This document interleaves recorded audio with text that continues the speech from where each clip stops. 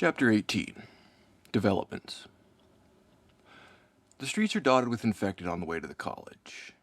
Larry notes that there seem to be many more than would have been living in the flooded zone, but keeps it to himself. The creatures are all wandering around peacefully, and their density seems to be concentrated away from the college for the time being. Larry wills that fact to relax him as he eases into the parking lot. He drives around until he finds Megan's car, then parks next to it, waving at her through the windows. She checks the surroundings and gets out. The rest follow. "Please tell me your professor has a way to stop this," says Larry. "He's not here," she says. "What do you mean?" "He and the rest of the team have gone out into the field." "Why are you still here?" She shrugs. "You told me to stay put?" Larry unconsciously straightens his posture. "Where exactly did they go?" She shrugs again. Larry curses under his breath. Just then, someone calls from across the parking lot. "Meg!" They all turn to see a young woman jogging toward them. She stops a few feet away and takes a look at the uniformed officers. "Everything all right?" "This is my brother," Megan explains. "Jess," the woman introduces herself. "Howdy," says Larry. Jess turns back to Megan. "Did you hear?" "Hear what?" Jess glances at everyone's blank expressions. "You really don't know?" Larry sighs. "We know." "Can you believe it?" she says, almost jubilantly. "I mean, how does that even happen? It's weird." "That's one word for it," says Davies. Jess gives the officer a puzzled look before returning back to Megan. "I guess that history project is canceled for the time being." "Hang on," says Ben. "What exactly are you talking about?" "The internet," says Jess. "What about the internet?" asks Larry. "You said you knew." "Pretend I don't." She squints at him. "The internet is down for the whole town." "The whole town?" Jess nods. "The whole world for all we know." Larry pulls out his phone and opens a browser to find an error message. "Oh, fuck," he whispers. Meg's friend squints. "What did you think I was talking about?" They find the professor and the rest of Megan's team at the edge of the quarantine zone. They've erected a makeshift podium using a garbage can and the speakers of one of the students' car. A small crowd of uninfected citizens gathers around as Dr. Carpenter explains what they know about the Corpus Multa. "Infections caused by the organism appear to be incurable at the moment," he says. "My team and I are working around the clock to find some order in this chaos.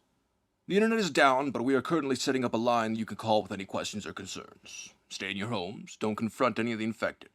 If one of them approaches you, simply ignore it. The infection can only spread through physical contact, so as long as you keep your distance, you will be fine. If you feel in any way threatened by one of these creatures, don't hesitate to call the police." He indicates the officers at the rear of the crowd. "They've been working to contain this organism from day one." Many of the citizens shoot angry looks at Larry and his colleagues. "So this is why people have been disappearing," someone shouts. The rest of the crowd turns to look at the woman, who steps forward. "Isn't that right?" Larry clears his throat.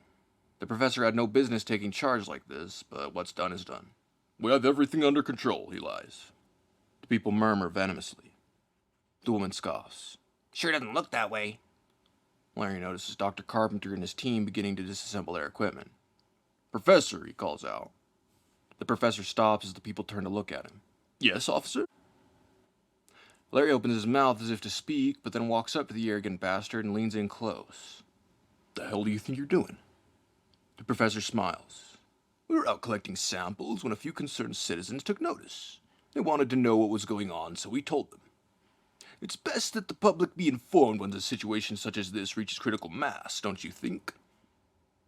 Larry nods slowly. "Are you qualified to be giving out this kind of advice?" "Someone has to." A member of the crowd shouts, "What's going on up there?" "Turn on the microphone," cries another. Dr. Carpenter leans toward Larry conspiratorially and whispers, "Have you heard about the internet? Something is going to happen, and we need to be on top of things before shit really hits the fan. These people are in danger and not from the Corpus Multa. You know as well as I do." He stands up straight and motions for one of his students to plug the mic back in. "I apologize," he says to the crowd. "I was just conferring with my colleague here." He nods to Larry, who, after a moment, realizes that he's expected to speak. He steps up to the microphone. "Right," he says. "Go back to your homes, lock the doors, and don't go outside under any circumstances. That's not a mandate, it's just a very strong suggestion." The people stare. Larry leans back toward the microphone. I mean right now. What about the hotline? Asks a man in front. We'll issue a public service announcement, Larry guesses aloud. I'm not going anywhere, says the first woman, crossing her gelatinous arms. Many of the others nod in agreement. This is for your own safety. Larry's cut off by a small rock being thrown at his face. He ducks just in time. Who was that? Everyone stands silently. The professor takes Larry's place in front of the microphone. There is no call for violence, he says. Please, do as you're told. It's for your own safety. The people murmur amongst themselves before finally dispersing. Once the crowd is gone, Larry turns back to say something to Dr. Carpenter, but is interrupted by the sound of sirens.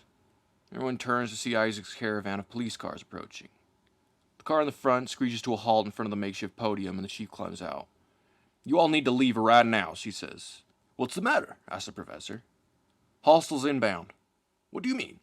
I mean what I said. It's time to evacuate. She begins to get back into the car, but Larry stops her.